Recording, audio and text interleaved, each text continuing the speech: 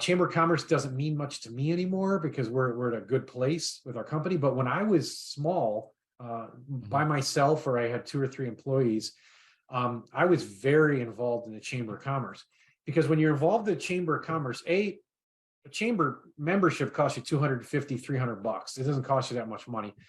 In a small town, it might maybe cost you more in a bigger city. But what you're doing is you're getting salespeople, right? So you go to a networking committee, or networking group, excuse me, and you're part of 30 people, and you're all switching, handing out leads. Well, now all of a sudden, Pete's the bug man. Pete's our bug guy, right? They might not even be using my company, but it doesn't matter. They're going to have a friend who's got a pest problem. Oh, I got a guy. It's through my chamber, Pete, the bug man, right? So any startup companies out there, or 1, 2, 3 man operations, I would say if you're not a part of your Chamber of Commerce, you're really missing an easy way to get clients. Okay. Because now you've got 20, 30, 40 people selling for you. And that's huge.